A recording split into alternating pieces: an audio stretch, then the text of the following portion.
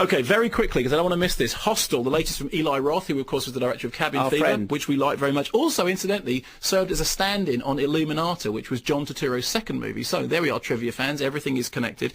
The plot involves dumb backpackers, American backpackers, in Amsterdam. Somebody says to them, you know, if you want the really, really hot babe action, the place you need to go to is Slovakia. They go there. They check into a hotel where all the joys that they have been offered are indeed available.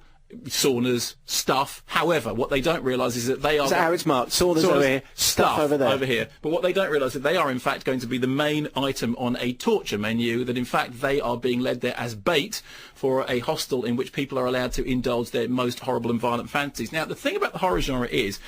the horror genre can do things like it can exploit really complicated fears, like fears of identity, fears about the loss of identity, fears about existential angst, fears about life, death, the universe, God, all the rest of it.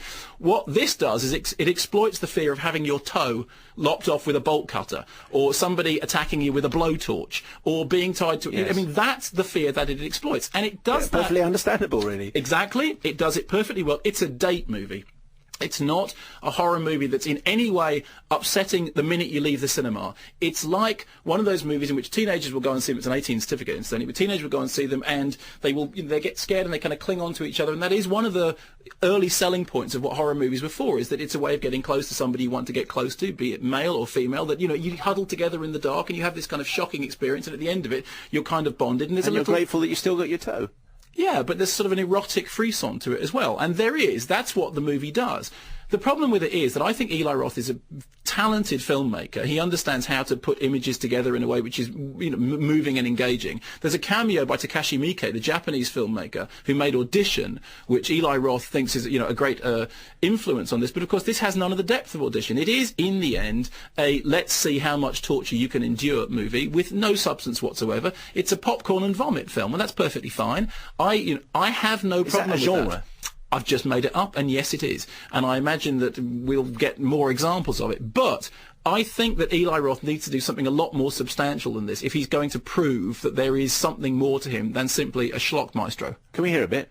No, I was going to... I mean, because I think there's really no point, because basically, I'll do the clip for you. Here's the clip. Oh, great. No, so this is... for the podcasters... Hang on. Your acting is for the worse. podcasters amongst you, because they never get to hear the clip, but it's okay, because from a copyright issue, I can do it. This is what the clip went.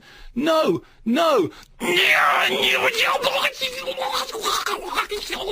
That's it. And then it goes on like that for a little bit more. What is happening?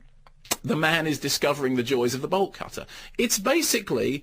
you know, it's a dumb teenage endurance test, somewhat shackled by the 18 certificate, although I understand why it got that certificate, because it is pretty tough. But don't take any of it seriously. If you want a movie that'll just make you shriek and, you know, cringe, there is one moment in it in which I did go, oh, yuck.